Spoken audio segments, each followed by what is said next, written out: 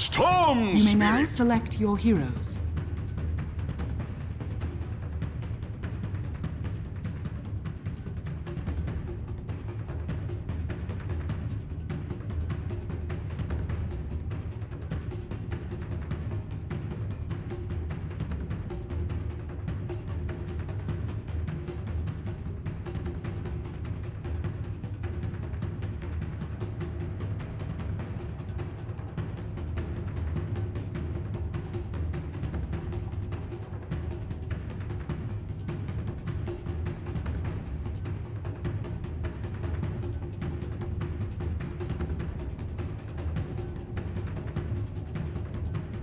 Ten seconds remaining. 5 seconds remaining.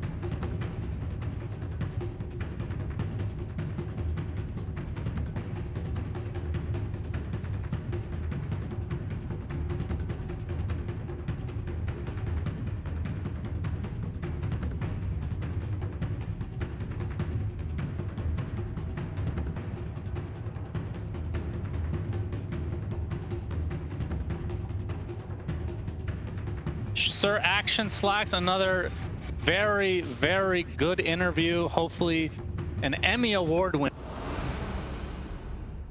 One. We'll go down in history. I love the confidence. When you can just tell the coach, like, I guess, you just know it's in the bag, you know? Yeah, that's true. I'm so inspired. You know, I think coaches saying, I guess, have a higher win rate than coaches saying, we are definitely winning this game. At least...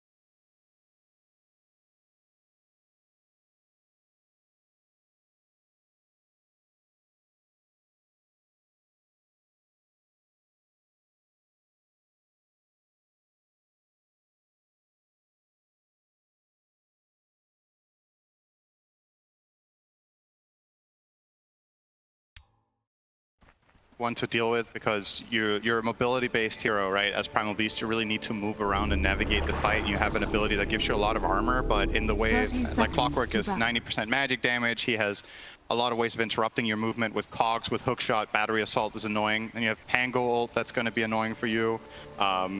You have Ice Path that you need to navigate around, Viper Strike, and then the final last pick that OG get, which kind of reminds me a little bit of what they did in game number 1. They picked this Faceless Void, so if the Primal is going off lane, he's going to be playing against Void, which is one of Primal's worst lane matchups. You can just time walk away from the trample.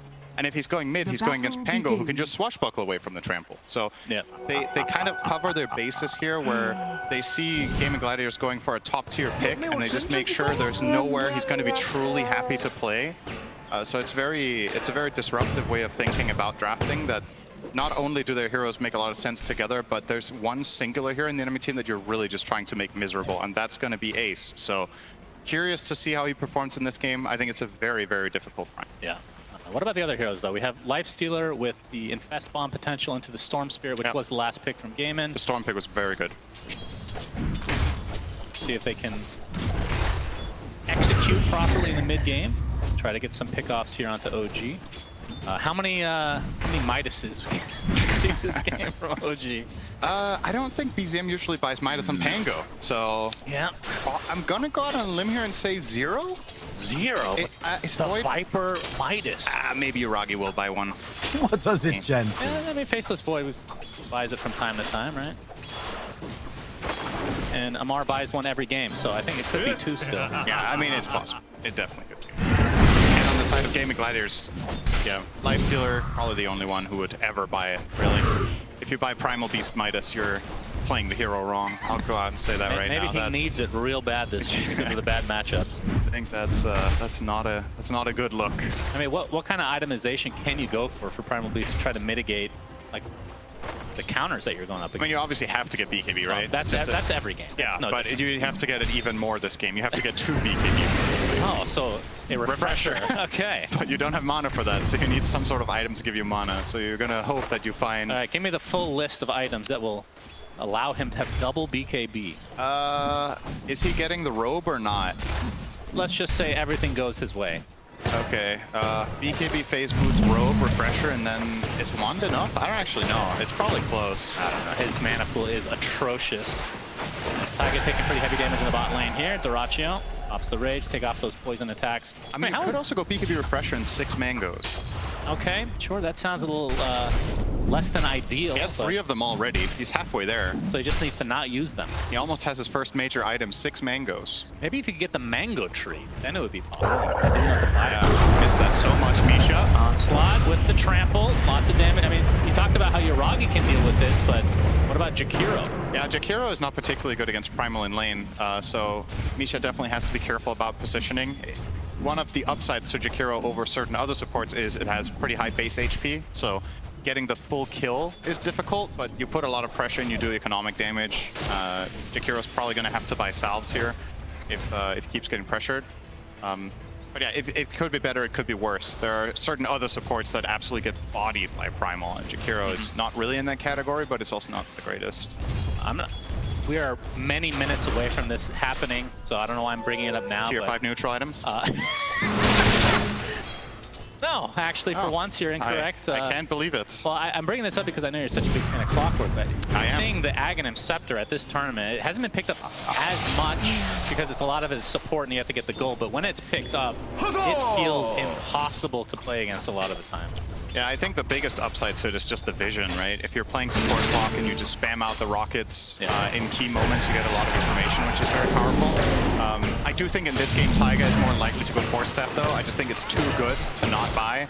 Playing against Lifestealer, you're playing against Primal Beast. Oh, Taiga, by the way, taking some hefty damage down here. We'll be fine, though. Yeah, has to be careful with that Ghoul Frenzy, of course, level 1. Very important spell for Lifestealer.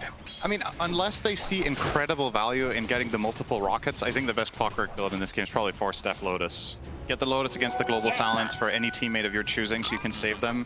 It's a great way of countering Storm Spirit because he can't really Vortex unless he BKBs. 4-step, just amazing, right? Primal, Lifestealer, even Storm. If the hero at least turns around before they get pulled by Vortex, you can reset their position pretty well. It could be very annoying as Dyrachyo has to pop the old rage and just walk out. I mean, from BZM's perspective on the Pango, when you're going up against the likes of, like you said, the Global Silence, which can be really annoying. What's the Yuragi? The Trample? He has time lock though. But what kind of itemization for BZM? Are you having to go BKB at some point? We used to see Lotus Orbs back in the day, but that hasn't really been as much of a thing for the mid Pango. You're relying on your team to get the Lotus. I kind of like Diffusal here still, right? You're going to go for that regardless, right? But like, yeah, after Diffusal, I don't know, is BKB Valerie? Yep. That's going to be first blood for Amar. And Dyrachyo has to be careful. He's going to pop the rage, though. Yeah. This bottom lane got basically twice as strong when Taiga hit level 3. It is such a huge turning point for Clockwork's ability to play offensively. Like, heroes that can usually somewhat trade with you just get absolutely destroyed all of a sudden because you more than double the damage of Battery Assault. Goes from 20 to 45 from that level 1 to 2. One of the biggest spell upgrades in the entire game, in my opinion. Alright, good setup. Man, with the Frostbite, a lot of damage to BZM, but he gets off the swatch. Oh, the miss from Boom. On the low ground, but he still finds the kill in the end. Very close. That was very close to being extremely unfortunate for Boom. If Taiga had enough mana for Cogs, he might have actually survived there. They find the He's Jakiro. going to get trampled down, and Yuragi gets off the time dilation. Not going to be able to likely find a kill unless he gets a timely bash here. Any bash? Any bash? No. This reminds me of when I play Faceless Void. Okay, give me the deets. I think sometimes it's tempting to not skill time lock because it just doesn't work when you're playing the hero. I understand why other players skill it though, because it's really good on them. Yeah, so it seems. But BZM in the mid lane, 36-5 versus the 28-6. Despite that, Death was ahead of the CS. But we can see on the net worth, essentially even, all things considered. As he is now level 6, so the Rolling Thunder available. I mean, from the Storm Spear's perspective, carrying an onslaught. Total miss there. Yeah, he does take down a lot of trees, though. That's true. Is that one of the predictions for this game? No, it is not. Those are my favorite, yeah. I missed the community challenge to kill trees, actually. Dyrachyo needs to be careful here. Has the phase boots, which is very, very useful against the Clockwork. Tofu gets up the last ward, but BZM with the Rolling Thunder. Nice juking from Tofu. That's gonna get gone on, though. I don't know if he's gonna hit him a second time. No. Tofu You almost definitely has his dancing shoes on as he's able to only get hit once. I believe this is what some people refer to as NA driver. Okay, sure. Celery. He's gonna get soloed down. Amar actually gets credit for that kill. Now the Viper strike onto Dyrachyo. He's attempting to TP. Oh, he dies in the fountain! Oh dear. Very unfortunate sequence of events for Gaming Gladiators in this bot lane. That feels awful, so he's gonna have to make the walk of shame. And I mean, do you have to go to the jungle? Because obviously Viper Strike, now that that's online, very low cooldown. It's not only that, Amar's going to be level 7 and you just cracked level 5. This bottom lane is over. The problem is, lifesteal jungle is pretty slow, and you can at least still somewhat sustain yourself down here. And I think if you leave Maiden down here, she's just going to get dove non-stop, right? Yeah. So you probably kind of have to just go there and pick up the pieces and get what you can. Yeah, Amar with a complete dumpstring in this lane now. 1,400 net worth ahead of Dyrachyo, 8 minutes in. Effectively 300 more GPM if you think about it that way. That is invisibility. That's scary if you're Gaming Gladiators. This bottom lane, definitely they could not afford it to go this poorly from the get-go. You can see that started as a smoke and now an Invis rune popped for Boom, who's now in the OG triangle, but Taiga. Getting the Viper here would be a really, really good play to try to bring back Dyrachyo. I think this is the right idea with this Invis rune. There's the initiation. He has to stand his ground with the Nether Toxin and the right clicks. It's actually he's just gonna run away inside. So it's a 1-for-1, and now Celery with the rotation of BZM will be taken out. So it looked like it was going to be a clean pickoff for Gaming Gladiators, not to be, and it might be even more as Boom has to expend a lot of mana, but Taiga, not quite level 6 yet. Maybe not, actually. He's catching shield crash. He's going to get locked down into oblivion, so another kill for OG. And that is another big part of why Amar is so strong on this hero, is that even when the enemy team is going for his Viper to try to solve the lane after it's been lost, if his teammates are fast at rotating, Viper is a pretty hard kill. You can see Amar going for the traditional item build of the Chronosphere, and Amar is on the other side as well. And uses the Viper Strike just to ensure another kill on a core hero for Gaimin. What do you think about Amar's item build? I don't think I've ever seen this before. What do we got here today? Dragonlance? Wraithband Null Talisman. Oh, I didn't. And 2 branches, no stick. Okay. He's getting the mana regen from the Null, and then he's not buying stick. This is one of those do not try it at home moments. Don't do this at home. I'm sure. Or do it at home. Maybe it's easy to pull off and look good on. Yeah, that is odd, but Amar always has his reasons for I mean, maybe I'm wrong. Maybe he has bought this multiple times before and I just haven't noticed, but it just stood out to me. This is an item combination you very rarely see. Wraith plus Null. Uh-oh. Good steal there from Boom, though. You got some of it.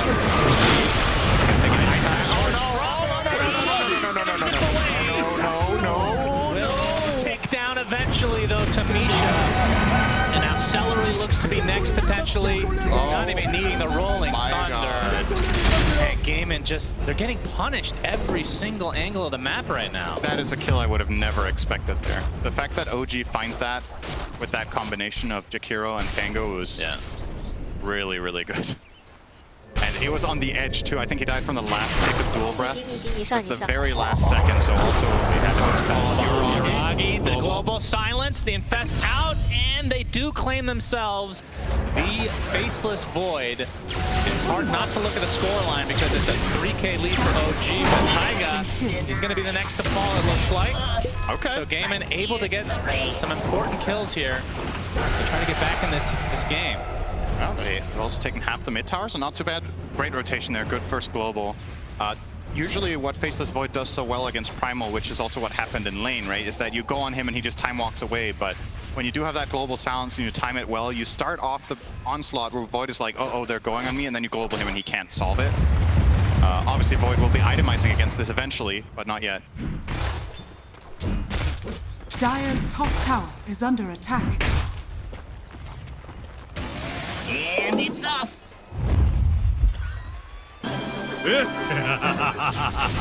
Alright, some laughing, some gibberish a little bit here and there, but worked out. I like Amar's advanced call of kill to kill.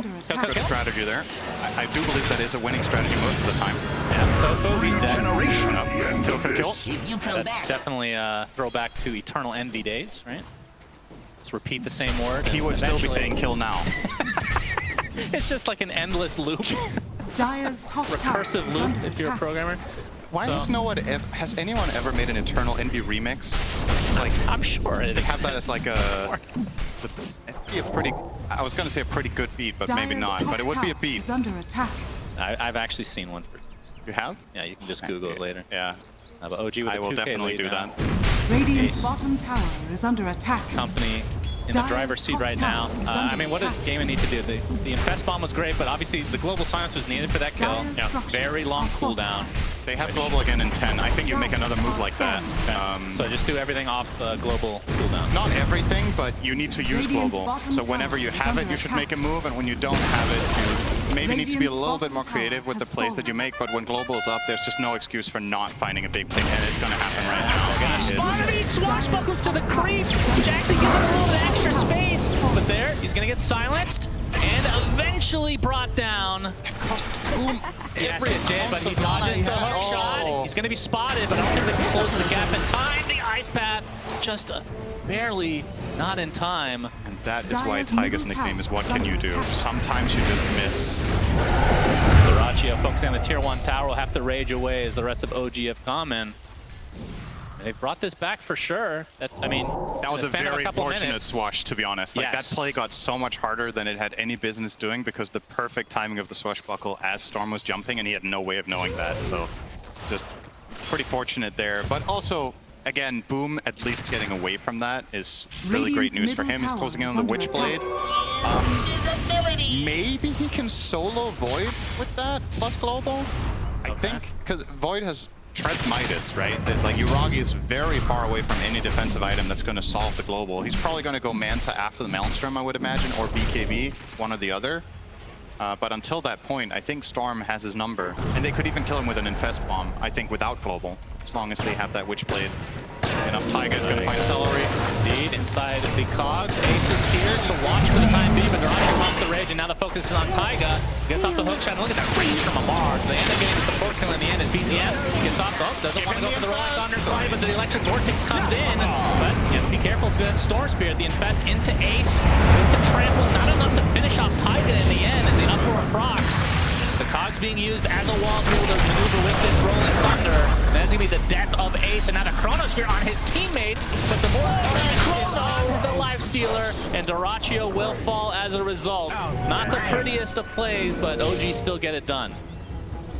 I don't really know if OG could have done much more there. What I'm wondering is if there was a way for Ace to set that up better on the Primal. If they could have been quicker about it and gone on top of the Pango and then get the Pulverize off. But as we talked about pre-game, it is a hard Primal game. You really need to hedge your bets about how you go. We're going to see the replay here. So this is obviously one of the best matchups for Clockwork against the support. Crystal Maiden, super slow, can't really break your cogs very easily once she's in there. You kill her off. Now, the Viper Strike going to go into Dorachio, forcing the Infest here.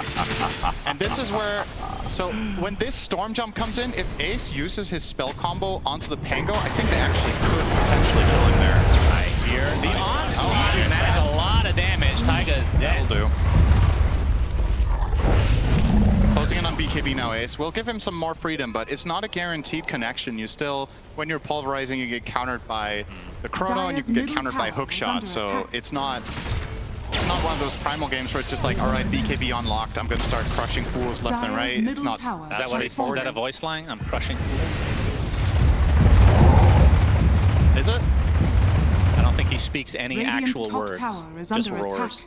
Yeah, maybe one of them Dire's means middle that. tower That's is true. under We don't have a attack. translator on hand quite yet. I do feel believe like he speaks the Slacks same might language as be a- Slacks. Man, we are on the same page. We are on the absolutely. same page. We finish each other's Horses. As Yuragi. No, we don't. Move on. That was a good joke, Ace. Yeah. Inside the cogs. He gets broken right away by Taiga. He is dead again. Yep. So they're able to find him pretty consistently, which, like he said, is a pretty important hero to take out before any of these engagements, because it does disrupt a lot of what Ace wants to do. Oh, that's a long jump. Zip and BZM to be found, but the swashbuckle out. Ice Path does connect onto Boom, but I'm not sure who wants to fight here. Both sides walk away, it looks like. I think OG are a little bit timid. They don't have their clockwork and Global Silence is up, so that is a pretty difficult fight to take. And they also have the read that there's obviously Gaming Gladiator's vision there, because Pango got jumped in Fog. So I really like the call to not force that as Dire. The risk reward was just not good enough for you. So they're gonna chill. Wait for Chrono as well, worth keeping in mind. They didn't have that for that either, so probably even less eager to get anything done. But now that it is online and he has Maelstrom, perhaps OG are considering a move. Radiant are scanning. Staring at the infest. There they come, but action's gonna start onto Stellar, who's just dead right off the bat. The Global Silence comes though. Rolling Thunder already activated. As Durachi able to claim himself the first kill. They're going to find another on top as Amar falls. The buyback was used on the Celery. You can see the BKB already activated from Ace. Taiga at the root keeps him in place, and Celery's buyback ends up being worth it. So double kill for Boom as Gaimin taking a big fight for themselves, although BZM able to claim Tofu. Well, pretty good from Gaimin. They're really getting value out of this Infest Bomb right now on that Storm. Dire's Getting that bottom Viper kill, tower is under attack. just negating Amar in that fight. He will have BKB probably in the next big fight though, so then I think this play will not be successful next time around unless Lifesteal gets a Desolator so they have enough in the tank to just bring him down right away when they jump in. Stuff for Gaming Gladiators, I think, in a pretty good position here to proceed in the game, and obviously the BKB on Primal Beast, huge reveal there. Ace was able to create a ton of space in the fight, never got chronoed because Yuragi wasn't really there in the beginning and Clockwork was on the other side of the fight, so got completely free movement. Players here. Yep, and for the rest of the item progressions, we can see that Duracio Dire's top tower is is under attack. essentially halfway to his Desolator, the huge power spike. What do you think of Ace working on, we've been seeing a decent amount of this, the Aghanim Scepter from Primal Beast. I mean, the first thing I think of is breaking, but it feels like it's been picked up consistently even without that in mind. Just a lot of damage. I have to say, I don't have the best read on the, like, when and why this exactly is good in a specific game, but I will say one of the major Dire's upsides to top buying is that it gives you the tower is mana for under attack. Refresher, right? So Okay. when you do take this path, instead of like certain other heroes, in order to get Refreshable by Scotty, you're definitely not doing that. Radiant's So it's bottom kind of tower between is the under Axe and attack. Shiva, and I think in this game maybe he feels like the armor from Shiva is actually not going to do that much because the enemy team has so much magic damage that maybe he's better off getting some more utility this way and then transitioning to Refresher. I think that's probably the line of reasoning. But I'm not certain when I would say the Scepter is better than Shiva, because I think Shiva is really good on this hero in general too, so. But anyway, are those the 3 mangoes he started the game with? That would be hilarious. It might be. I mean, maybe it's just kept, I think they give Radiant's regen. bottom tower is right? under Yeah, attack. of course, just a little bit. I'm sure it's really helped out a lot as Does break here. You're Yuragi on one direction. It is daytime. Oh, On guesses it side, he's on wrong. the wrong side. Tofu, you have the zip coming in from Boom. Electric Vortex is there. And he's going to easily be taken out. So a middle big tower is pickoff under attack. for GG. Close to a time walk, but not quite. But that was global expended in half of Storm's mana pool, so maybe OG will look for something here. Yep, they're going to start out onto Ace. Already at half HP. Pops that BKB. Viper Strike as well, attempting to TP out. Not enough. Will be fine. But Celery not so much. Again, the sacrifice, I think Gaimin is A-okay with that. That was, I want to say, about 1/10 of a second away from a Primal Beast kill, because Taiga just barely couldn't get on the other side of him to cog him for the knockback stun. So he did just get the BKB off on Primal there. With a level 2 hookshot, that's a kill 100%. Dire's middle tower Maybe if is under Taiga hits the attack. angle a little bit better, he kind of got blocked by the creep on the left, so he couldn't find the angle there. And those things matter a lot. Like, that would have been a huge kill. It's the richest hero on the side of Gaming Gladiators that OG just narrowly miss. They do get the CM, as you mentioned, though, and that was a dieback from Celery, so he's on the sidelines for a very long time. That for his aura is level. going to be very missed right now. Yeah, level 1 Very aura. much so. Ace cares about that. He has his mangoes. That's Wait, true. where are his mangoes? Oh, Did he eat them all? yes. He's got really hungry all of a sudden. Do you ever like Radiant's middle shotgun tower mangoes, is under just like attack. 3 back to back? No. I'm surprised that's in the diet of a Primal Beast, if I'm being honest. As the tier 1 tower is done. Radiant's middle 3K tower lead now for has OG. When it comes to the old Roche, Cinderin, Yeah. who would you say has the advantage? Probably. Neither of them are Actually, like I mean, super Roche killers. What about like the team fight in the Roche as well? Yeah, when Duracho gets a Deso, it definitely gets easier for the Radiant to do it overall, but I don't know, I feel Radiant like probably are OG, scanning. if you put me on the spot, like you have Battery Assault, you have the Disarm from Pango, it all adds up, Poison Attack, lots of damage over time. The fight itself, I think it's Dire's completely bottom down to tower is Global under Silence. Gaming Gladiators lineup can absolutely fight in any area of the map if they have vision and they get the initiation. If they don't, or Global is on cooldown, I think things get a lot trickier. So Taiga opting to go Shard, I think pretty rare, I would say, that Clockwork buys this first item. That's true. But really valuing that vision that you get out of that jetpack. I generally consider Force Staff to just be a better item than this, because essentially a lot of the times that you use Jetpack to escape, you could do it with Force Staff too. But what Force Staff also offers is it gives you more mana, and you can use it on allies. But obviously the thing that it doesn't give is the flying jetpack. movement. It's the flying movement. You don't get a jetpack. And it doesn't give style points, right? And style Yeah. points are pretty important on the TI main stage. Yeah, absolutely. Generally, the less you care, the better. So Amar's the kind of player you want. Tower is under attack.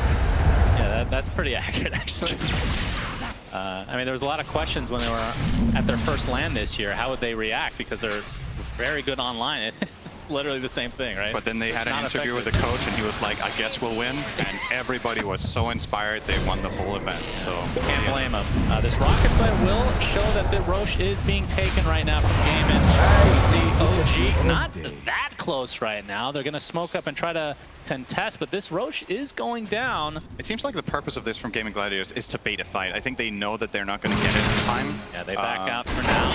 Celery Watch was- over to you. As the hookshot comes in, will connect, but there's the global silence into the pulverize, so it looks like Taiga will be the first to fall. Gets off the cogs. Oh no, BZM stuck inside the cliff. Again, after the shield crack, finally finds his way to the high ground. And Celery will be the first kill on the side of OG, but the buyback down to the Jagira. But there, we see Iragi with the Chronosphere, all on the lifesteal, and he is dead. 50 seconds of no Duraccio.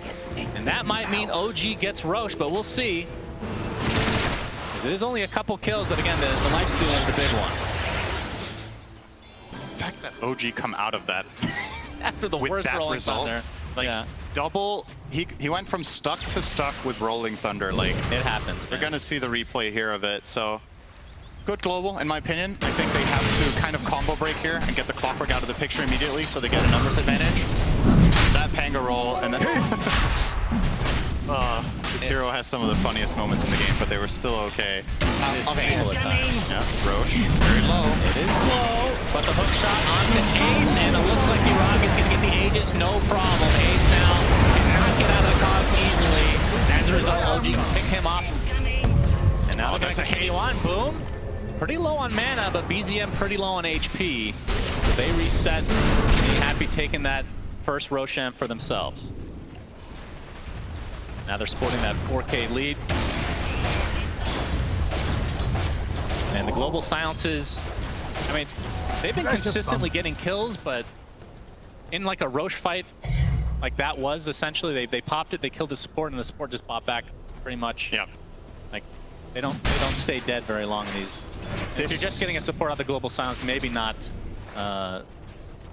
This has been one of the biggest downsides of the hero for a long time, right? Is that when you play it as support, Global is such a huge part of what your hero offers that if you don't get a big payoff, Yeah. it's not the greatest. So I think, I mean, given the circumstances there, if he doesn't Global, I think that hook shot just leads to a really problematic fight for Gaming Gladiators. So he probably feels forced to use it, but It's like, I think that was a good global, but it was just because he had to. He doesn't want to use it like that. So you want to, in this game, you want a global to kill Faceless, you want a global to kill Tango when you get that jump off, but you kind of have to kill them in the Storm Stun, because Pango has the Yules into Blink, and Void has the BKB. We should mention Tofu does have 4 staff, and Celery's working on 1 for himself now as well. Yep. So just having these options for the cogs, yeah, we need that.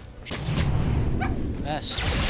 Celery. But here comes the initiation from Boom. Look at the burst damage. Global Silence is there for the Uragi. Pops the BKB and the Chronosphere.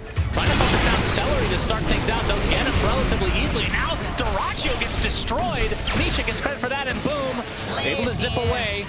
And Taiga, no hook shot here. Fine, but initiation from Gaiman looked good initially. Not able to find themselves a kill though. And that was still either way on an Aegis holding Uragi. Yeah, they didn't have Ace as a part of the play either, right? So they were lacking that bit of damage and teamfight control that Primal Beast offers. But sometimes it is like this, that Primal Beast either, I'm not sure if that exact moment, if he was pushing out bottom, because if you're all 5 heroes missing all the time, your plays get really telegraphed. Sometimes you have to show a core to give the enemy team the chance of getting out of position or feeling safe when they're not. So it's understandable that Ace is maybe showing here bottom, but it's just a tricky situation when their lanes are this pushed in bottom and mid. Like you gotta take care of that when you're making the play as well. It's hard. The OG's counterplay just again proving to be too strong. Yeah, Uragi, he might use the Aegis here. Nope, time walk, he's fine. And Outlaw, mana missing from Boom. BZM.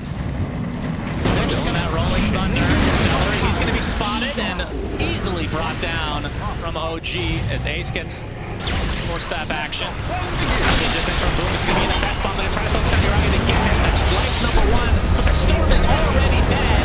See the Uproar Aghanim Scepter from Ace doing massive damage as he secures himself a double kill. But now all onto Dyrachyo.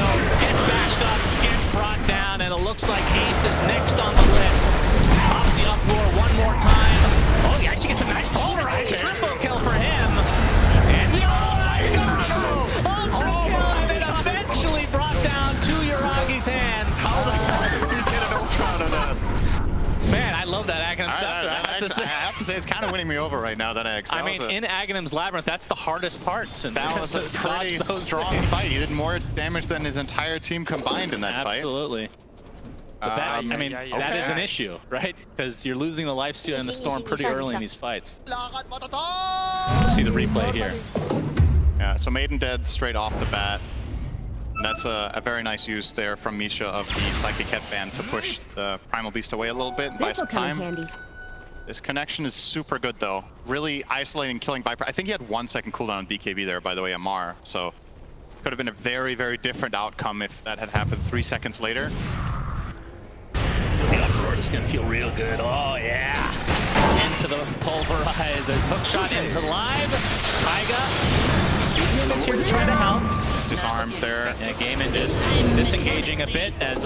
okay. Celery with the freezing field just wants to hit the R button this game. Understandable. Pretty hard game to get that off, honestly. Yeah, if he doesn't use it, I think Taiga was actually trying to bait. He still had stick and mech ready. Wasn't expecting the freezing field damage to pop off there, I think. Wanted the Storm to have to zip to finish the kill, and then maybe they could have made a counterplay. Not worried about it. What do you think of open wounds being picked up? Like an actual perk. Oh, yeah, a lot of times lifesteal, you get it off of Roche. I mean, against high HP targets, it's extremely good because it's percentage based for each proc, but they don't. I mean, the strength here they have is clockwork, so a little bit odd. I guess it helps him stay on top of targets and extra life steal. He becomes a little bit less less dependent on Storm Spirit constantly. I think for the most part in these team fights, Dyrachyo has been kited really hard. We've talked about all the counters to Primal Beast. They're counters to Lifestealer for similar reason, right? Viper Strike, Cogs, Hookshot.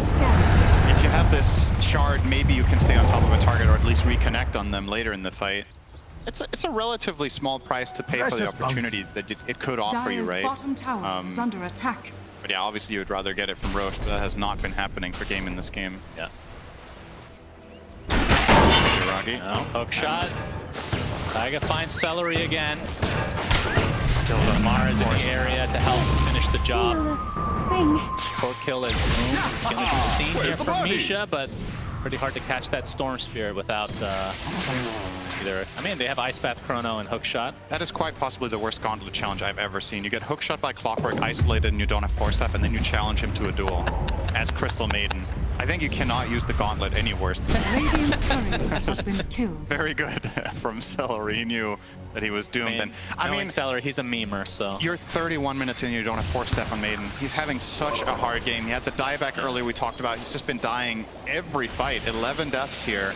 And Oh, we got the zip in onto Amar. Dyrachyo. The BKB from Amar. He's going to try to walk away, and the rest of the team is here. The Bash comes out of the swashbuckle, but now the global silence in retreat for Gaimin. But the Yule Scepter, boom, out of mana, and brought down again. OG punishing everything that Gaimin is attempting here in this game number 2. Amar's just so tanky. This is his standard Viper build. He tanks up.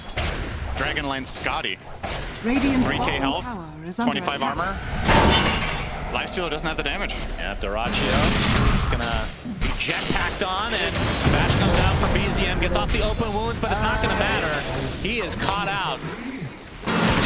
2 big kills for OG. They can try to extend this lead now. Of course, Roche, we won't know when he'll spawn for the next 30 seconds, but they do have very Radiant's good middle tower is presence under on the attack. map, does OG. Yeah.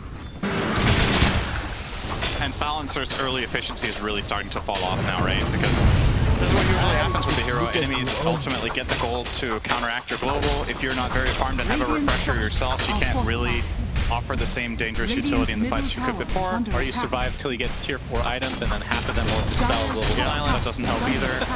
Radiant's middle tower But has Silencer fallen. has come back into the meta after a long drought, primarily because one of his biggest weaknesses in the past was his laning stage just wasn't as good as it used to be. And he got buffs in that direction that a lot of the times makes it worth it. Even if, because Global is an incredible ability for a decent portion of the game, and the downside isn't as significant as it used to be with the laning stage. But now we're reaching that traditional state of Silencer that happens pretty often in this kind of game, where you feel like you're one button more or less, and you need to use it perfectly. BZM has the hard spell to use right now. He's got Ags, he's got Shard.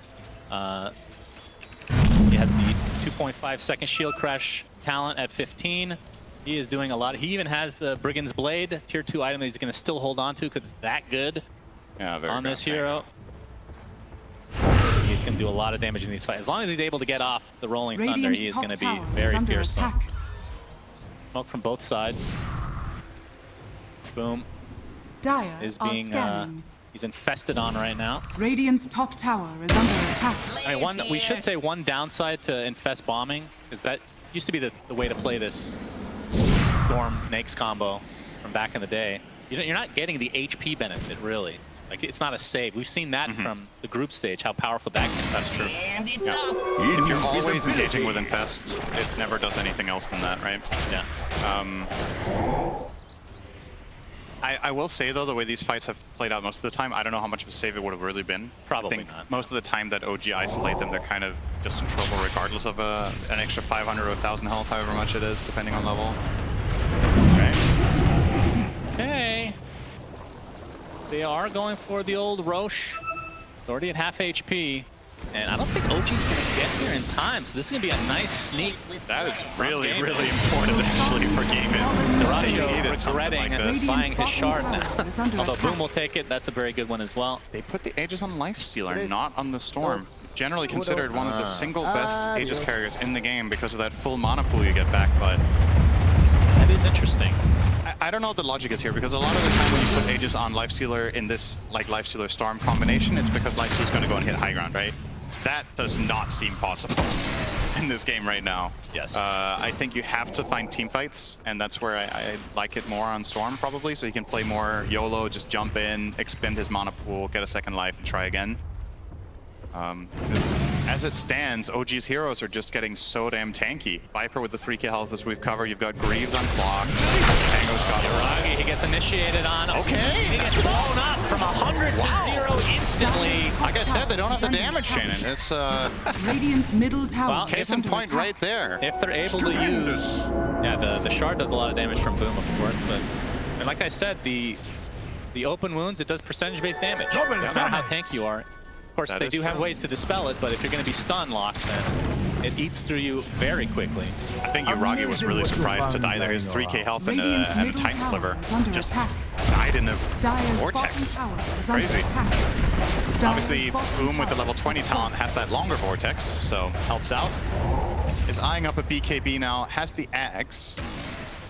Yeah, don't count Gaming Gladiators out, even though it looks hard, because that Roche could have potentially changed everything. I think a little bit of a blunder there from OG. It's easy to say from our perspective that that is one they need to defend, but just didn't have the read at the right time that it was happening, and now Gaming Gladiators... structures are fortified.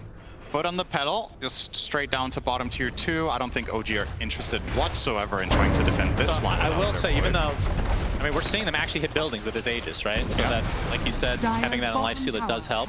And that's something that they did not take advantage of last time, is when they got the Roche. They're not able to do anything with it, as the Macro Fire used. Slow down Ace, but he's going to be fine. He was eyeing up the Shiva, but he changed it now to Refresher. He gets hook shot, and the Cogs back into the zip, and oh, the instant dash onto Boom. He has to use his Duel just to keep himself alive. We'll have to zip away now, as even the Infest seems to actually disengage. Looks like Tofu's going to be the sacrifice, but that was an instant bash from the Swash after the zip in from the Storm Spirit. It's a little bit unfortunate for Gaimin, but they don't lose too much. I believe the math on getting bash from the ball. Hang on. Go back in, and you can see him gonna blow up Amar right off the bat. The buyback from the Silencer just to get the global silence off, and now the Pulverize coming through as well. Double kill for Doraccio, as Uragi wants to try to fight, at least trying to get the Crystal Maiden. He'll do so. His ability. Time walk back out. Not a whole lot of mana to speak of now onto the Life Stealer, but he's got that Ghoul Frenzy, Cinderin, which is all he really needs. He gets hookshot though, so Taiga gives himself enough space to walk away. This Diffusal Blade's being very annoying on the side of OG against Gaimin, but Gaimin coming out on top, another fight here. There is still Chrono. That was never expended in that fight. Global Silence on cooldown here from Tofu can't protect against Void going for that if he wants to, but yeah, pretty good again from Gaming Gladiator. Sure, you use your Silencer buyback, but I don't think that was too terrible.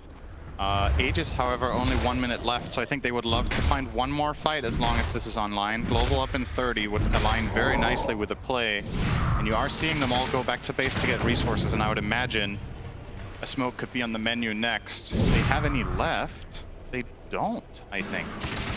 None of them are on their supports, so maybe that's just not a possible play. Ace is showing himself. Looking for something. He's gonna get gone on again though, and he's gonna be burnt again. He does have buyback if he wants to expend it, but it looks like OG will likely just attempt to get back to base. So Gaimin, again, with the Aegis has made such a big difference in these fights that they feel very confident to go in. That kind of felt like a bait from Uragi, but again, it's just, he doesn't survive. They don't force staff him, they don't get the hook shot in time.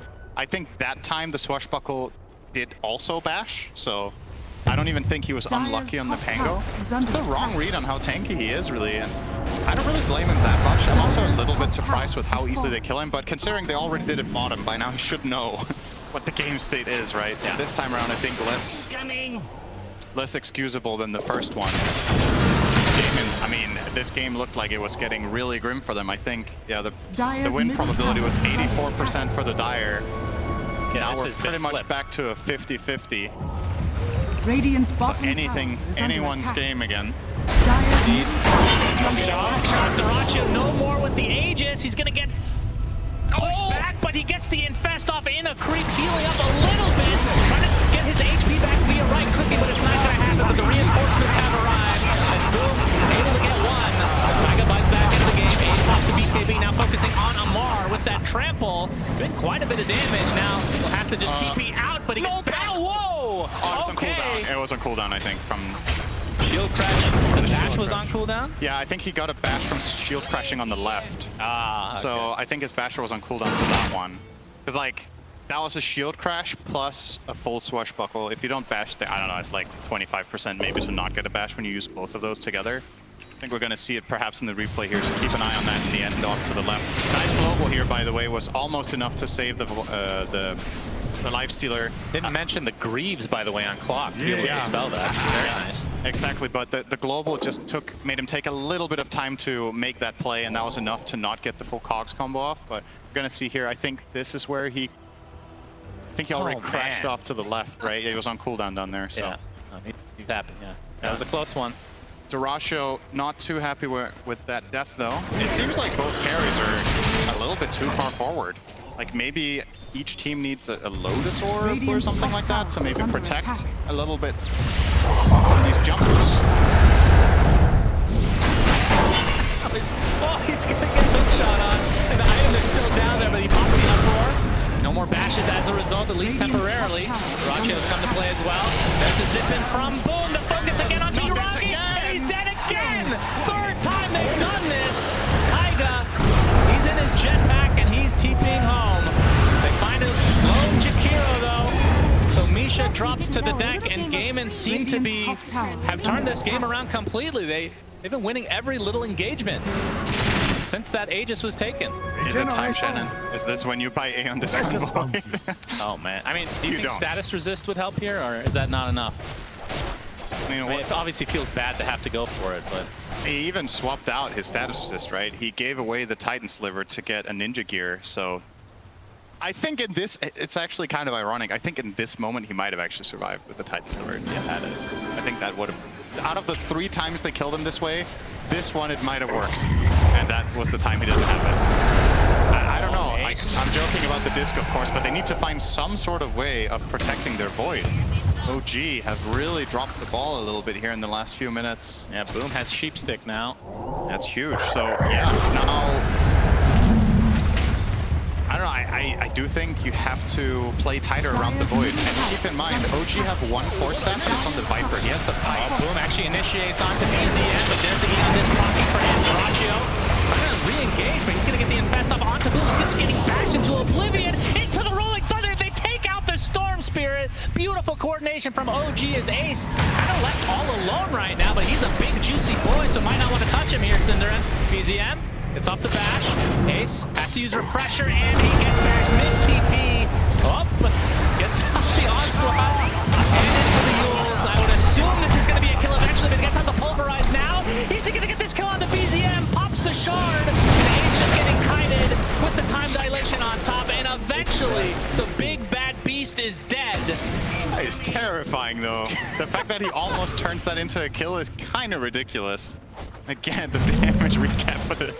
How many fights does Ace have to do more damage than his teammates combined? Man, I'm sold on the Ags, by the way. It's really good. I'm very impressed, too, I have to say. It's doing more than I was expecting.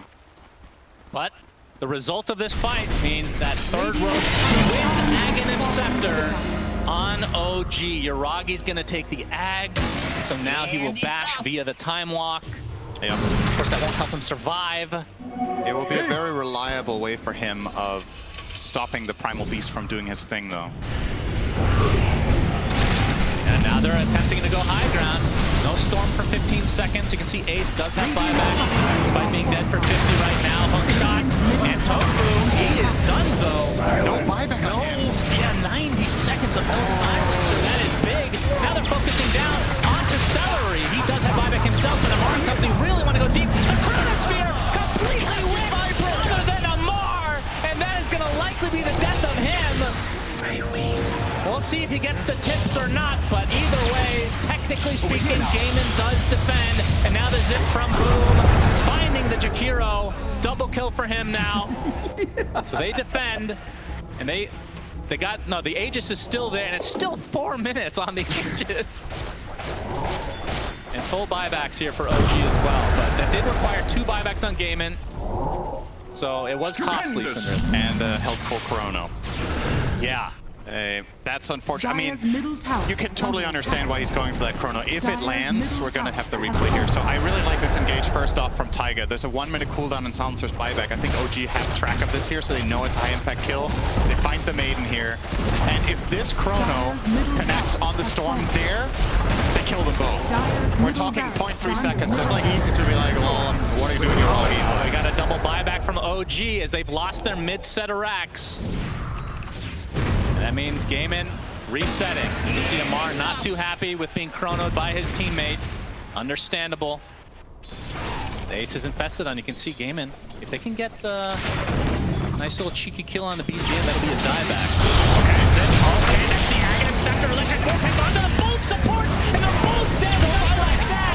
And now, override from the Eon Disc procs as BZM trying to find some distance. Dyrachyo company trying to focus down Yuragi again. There's the onside. There's the first death. Do they have more stuns? We'll see. Knock back in. The frostbite is dispelled instantly. Celery getting okay. We'll go in with another big stun. The Yule's keeping BZM alive, but this might be the death of him. Gets off the shark and the swashbuckle. He's alive, but there's the onside again. Are you serious? BZM still lives. That would have been an enormous kill, just based on not having buyback anymore. Oh my god, I can't believe OG he dodging a survived bullet. that. My Yeah. goodness. Such a great initiation from Gaming Gladiators, all set up by that offensive observer ward that they had in the base, seeing both supports. Radiant's bottom tower And they get a is under great jump attack. with the AoE Vortex into follow-up Primal Beast Dire are Onslaught. scanning. But still, in the end, I don't know if the backtrack gods were helping Radiant's out the bottom Void there tower as well is to under delay this attack. maybe a little bit further. But look at that beautiful That was engage great. there. Easy double kill Radiant's there. bottom tower has fallen. And now, keep in mind, Ace, I don't know if you mentioned this, he has the Pulverized talent. Did you mention that? The 25 talent? So the Primal Beast has two amazing choices to make at 25. You either double the duration of Pulverize, or you make it pierce BKB. Yeah, he uses Shard, but they're going to try to focus down on Mar. The open wounds is ripping in the middle of it. There's the Chronosphere. Oh, he gets popped outside. Boom will live. Unbelievable. And Ulti's able to turn this around as Yuragi. Oh my god, he time walks everything off. But BGM is taking the brunt of the damage, uses the shield crash, trying to get back to his base, but the onslaught finally finishes off the pressure here. Dyrachyo barely alive as the uproar doing a good amount of damage, but Ace will finally fall. So technically a 1-for-1 exchange. Boo! Able to TP out. Everything is so close. Everything is literally like 1 millimeter getting bounced out of the chrono, 1 millisecond on the TP, everything just tooth and nail. I thought OG might have lost the game there, honestly. Yeah. Like, when he gets bumped out of that chrono, I think Void was on 5% health and got time walk off. Like, so close Yes. from both sides. You're going to see everything here. So that Rolling Thunder is now going to be on top of Boom. There's the chrono. my So now he gets God. bounced out, gets Unreal. force-staffed, and now Unreal. Yuragi is going to drop super low, backtracking some of the damage. Radiant's Yeah, just top stop. tower. In and out. Amar, he's God. dead. 115 seconds of no Viper. Big kill for Gaimin. Was he just out solo pushing mid? Yes, His teammates were too far away to help him. He does not have buyback. that might be it. And Pango's dead as... I mean, I guess the reason he feels somewhat comfortable doing that is Primal Beast is dead. You're not safe if your teammates aren't there. They're playing it safe. They're not going to go for Dire's Throne despite top being tower in a is under 4v5 attack. advantage or 4v3 advantage. So we'll take the top set of racks and then can waddle their way back down to bottom to get megas. Dire's Still top so tower much time without these heroes, but here's the initiation. Global silence for the instant BKB, but now the bash applied to Yuragi. Now trying to focus down Dyrachyo. He's going to have to time walk out, and instead they're going to lose Taiga. Does have buyback Dire's though. top barracks has That's two fallen. sets. Dire's top barracks has Now to the fallen. bottom lane they go. Still 30 Radiant's seconds top until their tower Primal is Beast under is attack. back. I actually think OG had to try for that. If they don't do it, they lose the lane for free and the play just happens bottom instead. Now they have a buyback play potentially with a 10-second cooldown on Chrono. Radiant's top tower is under This attack. is defendable because Dire's Ace is dead structures are and fortified. Pango is spawning. Radiant's top tower Gaimin is actually needs to be a little bit cautious here, but they don't Dire's know bottom necessarily what tower could be coming their way right now. Nice Dire's rage reaction on the bottom ice path though. tower is Bash. Gets bashed inside though. Chrono is available. Augie. Not gonna try it. Yeah, reverse time walk back out. And you can Okay. see Amar obviously dead for 30 seconds. He's the one holding cheese as well, so that's an important item potentially that's still sidelined. Now it's a 5v4 until Amar is back, but they were not able to secure megas. And OG still have everything at their disposal once Amara is back online. Man, what? It's not at all how I imagined this game playing out 30 minutes ago. Like, no way would I have imagined that we were getting this. What a treat, though. It feels like every team fight has some sort of detail that means everything. Yeah, like, and it's always something very small, technically speaking, right? Like one key backtrack, or one hero getting pushed low, or one person force that. Alright, the initiation onto Uragi. He's gonna get pulverized. Is this enough? It is, but he does have buyback available. The bash not enough to keep him in place. Big rolling thunder from BCM as the Viper straight out to Duracio. He's gonna get chronoed as well, and he's gonna be brought down. He also has buyback though, but that's the bigger kill on Ace, who does not. And he used Refresher too before he died, which I guess actually doesn't matter because he doesn't have buybacks. Thank you, Shannon. Great analysis as always from Cinderin. As now OG, I don't know who's in the driver's seat. I don't even know. I feel like have they kept track of this buyback timing on Primal? Like, it's a minute away. Sometimes you don't have the exact timing, and it's like on a hunch, right? If you know for a fact it's not up, this is where you could push for barracks. And again, they do kill Uragi, but this time in his own base with the buyback. These pulverizes are absurd. Imagine if Ace gets level 30. Yeah, so he has the other talent too, because that is just absolutely dirty. 100% pulverized duration that pierces magic immunity makes it effectively a 6-second single target stun. Yeah. That does AoE damage. Not too bad. And it lines up perfectly with your BKB duration, right? You pop BKB blink in 6-seconder into a 6-second pulverize. Couldn't be better. Wind Waker. OG are not going to capitalize on this at all. Yeah. They can't. They will have their eyes on potentially Roche, which we know it's going to be a while. The potential spawn time is already up, so it could spawn at any second, and neither team is scouting it right now. Yeah. Obviously, OG will fire rockets there as soon as Taiga is up. Don't know yet. And I do think the crucial thing there is, sure, OG defend their base, and it is a pretty good teamfight win, but I think Void's buyback is worth more than 5k net worth. Like, I think if Gaming Gladiators lead was 10k before that fight and it dropped to 5, I still think I would consider that a win for the time being, because they have a clear way to victory now. Yes. Killing Void ends the game. I mean, look at the buyback situation right now. Are scanning. All 5 of OG have none. Yep, All exactly. 5 for Gaimin have theirs. You just need any sort of good core kill, especially faceless, and I feel like you've got this one locked down. You also have a 9-second BKB on Boom. Are scanning. He finally buys it and has buyback. A very late game yeah, BKB. He got it in 53. Okay, Taiga. Not going to be the kill on the support, but there's a global silence. Boom comes in with a beautiful electric vortex onto 2. The support is already dead, and Amar extremely low on top. But he pops the cheese. Now it's taking the right clicks from Duracio, but there's the Chronosphere with the macro pyre on top. Is it enough to take out Duracio? It's going to be close. He gets silence, so cannot rage, cannot use open room, but he dies and buys back. 3 dead for OG. No buybacks available, and that might do it. Gaimin will have a free path to this next Roche. They're going to get free Misha path too. potentially for the game. Misha doesn't have buyback either. Indeed. 4 dead on the sidelines. Misha is done. If they had kept track of the buybacks, they don't do this. So Gaming Gladiators don't actually know the game state here. This is 100% over if they just push. It's always very... Absolutely no way Void could defend this. Maybe they're just going for stats. They need Roche kills, Cinderin, to get their quest completed. Yeah. Maybe that's a bonus that Gaimin Gladiators, the org, will give them. The more Roche kills. We promised you would bring you the... Oh, we get to see Ledge Sealer active. Uragi, he's gonna get punished. The sheep stick is there. Please use Infest on top of him. For the love of God, no, we won't. But it's a full team wipe, and GG is called as GG. Gaming Gladiators extended to game number 3. What a game. I was not expecting them to come. But no. Was it the second Roche that, or was it the one they snuck? The one they snuck. Yeah, they were basically one of the game. behind. What an insane comeback this was, honestly. Like,